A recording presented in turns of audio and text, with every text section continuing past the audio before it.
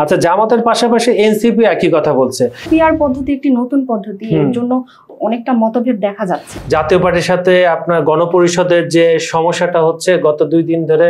সুপ্রিয় দর্শক, সমসাময়িক বিষয় নিয়ে খবর সংযোগের বিশেষ আয়োজনে আপনাদের স্বাগতম। আপনাদের সঙ্গে আছি আমি ফারিহা আহমেদ এবং আমার সঙ্গে আজকে স্টুডিওতে আছেন সিনিয়র সাংবাদিক কাজল হায়দার। ভাই কেমন আছেন? ভালো আছি। আমাকে এই অনুষ্ঠানে স্বাগত জানানোর জন্য ধন্যবাদ এবং দর্শককেও ধন্যবাদ। আলোচনা শুরু করতে যাচ্ছিলাম ফেব্রুয়ারির নির্বাচন নিয়ে। যেহেতু আমরা জানি যে দেশের চলমান পরিস্থিতি অনুযায়ী ফেব্রুয়ারিতে নির্বাচন হওয়ার কথা এবং পাশাপাশি আমরা দেখতে পাচ্ছি দেশের যে রাজনৈতিক দলগুলো এনসিপি, বিএনপি এবং জামাত ইসলামী বিভিন্ন রাজনৈতিক মতপার্থক্য দেখা দিচ্ছে। এই অবস্থায় ফেব্রুয়ারির জাতীয় নির্বাচন আদৌ অনুষ্ঠিত হবে কিনা বা হলেও পরিস্থিতি কেমন হতে পারে বলে আপনি মনে করেন?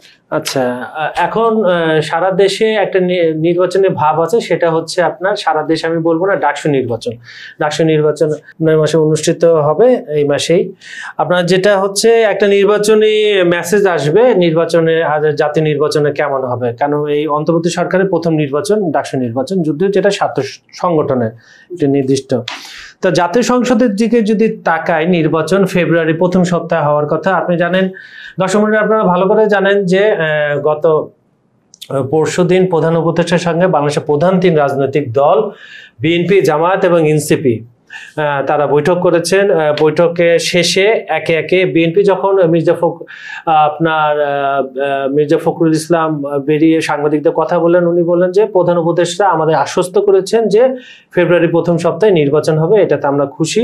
এটা হচ্ছে বিএনপির কথা। বিএনপির কিন্তু নেতারা যেমন সালাউদ্দিন আহমেদ, রিজভী, এরা বিভিন্ন সময় বিভিন্ন রাজনৈতিক পরিস্থিতি, শিক্ষাঙ্গন উত্তপ্ত, জাতীয় পার্টির সাথে আপনার গণপরিষদের যে সমস্যাটা হচ্ছে গত 2 দিন ধরে, ভিপিনুর আহত হয়ে হাসপাতালে, সবকিছু মিলে তারা বলছে যে নির্বাচনকে বানচাল করার জন্য বানচালের একটা পায়তারা হচ্ছে। কেন পায়তারা হচ্ছে? তারা বলছে যে বিগত আওয়ামী লীগ সরকার দেশে বাইরে থেকে ষড়যন্ত্র করছে, তারা ইন্ধন যোগাচ্ছে এগুলাতে।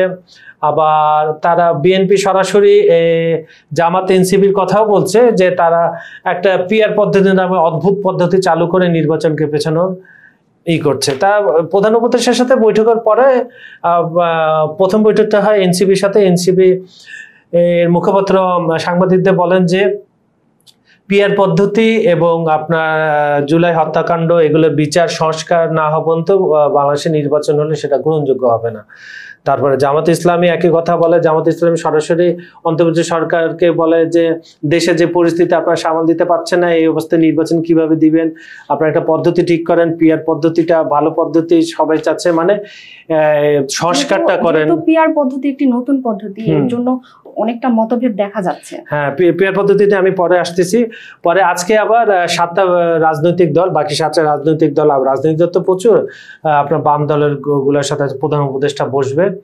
এখন ঘটনা হচ্ছে এনসিপি আর জামাত একটা কেন্দ্রবিন্দু, তারা এক যে সংস্কার করতে হবে, জুলাই হত্যাকাণ্ডের বিচার করতে হবে, প্লাস হচ্ছে পিআর পদ্ধতি।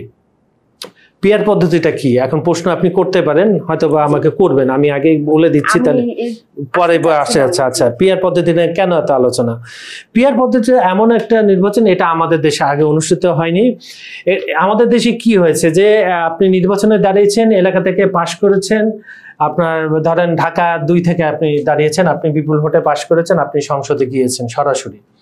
আপনার দল যদি ক্ষমতায় তখন থাকে, তখন আপনি কোনো পদ পদবিও পেতে পারেন, আর যদি বিরোধী দলে থাকেন বা স্বতন্ত্র থাকেন, আপনি সংসদে যেতে পারছেন আপনার মোট ভোটের ভিত্তিতে। আর পিআর পদ্ধতি হচ্ছে আপনি যে সারা দেশে আপনার দল যে ভোটটা পাবে তার 10% যদি পায়, তাহলে সংসদে আপনি 30টা আসন পাবেন। জি, এই হচ্ছে পিআর পদ্ধতি এবং আনুপাতিক হার বলা হয় এটাকে। কিছুটা জটিল, কারণ হচ্ছে এটা আমাদের দেশে অতটা জনপ্রিয় না, এটাই বারবার বিএনপি বোঝানোর চেষ্টা করতেছে। আর পক্ষান্তরে জামাতে ইসলামী এবং এনসিপি আরো 2-1টি দল, তারা বলার চেষ্টা করতেছে যে 24-এ যে গণ আন্দোলন, এই গণ আন্দোলনটাই হয়েছিল কোনো সরকার এককভাবে যেন ক্ষমতায় গিয়ে তাদের স্বেচ্ছাচারিতা না দিতে পারে। যেমন আমি আপনাকে বলি, সরি 152টা আসন পেলেই মোটামুটি 300 আসনের মধ্যে আপনি কনফার্ম আপনি সরকার গঠন করতে পারবেন। কম হলে আপনাকে কোয়ালিশনে যেতে হবে।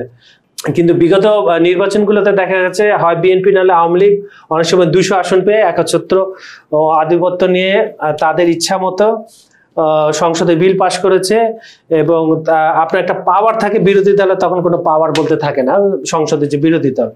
এই ভয়টা জামাতে ইসলামী, এনসিপি এবং অন্য কিছু দল করছে।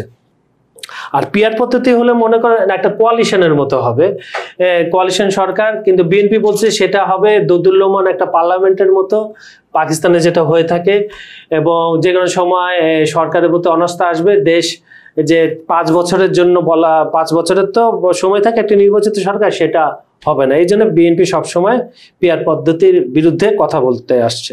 জামায়াতের দাবি পিআর পদ্ধতিতে নির্বাচন না হলে তারা নির্বাচন অংশ নিতে চায় না, এটা কতটা বাস্তব? আচ্ছা, জামাতের পাশাপাশি এনসিপি একই কথা বলছে। এনসিপি বলছে যে নির্বাচনে বাধা দিবে না, কিন্তু নির্বাচনটা গ্রহণযোগ্য হবে না, বা আমরা যে জুলাই স্পিরিটে যে আন্দোলনটা করেছিলাম, যে আন্দোলনের ফসল সবাই ভোগ করছে এখন, সেটা শহীদদের প্রতি অবিচার করা হবে। একটা আমরা যে বৈষম্য বিরোধী সমাজ রাষ্ট্র গঠন করতে যাচ্ছিলাম সেটা হবে না।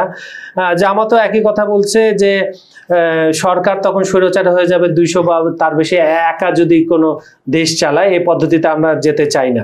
সুপ্রিয় দর্শক, আমাদের আজকের আলোচনা কেমন লাগলো জানাবেন, এবং পরবর্তী ভিডিও দেখার জন্য লাইক, কমেন্ট, শেয়ার করে আমাদের পাশে থাকবেন। ধন্যবাদ সবাইকে।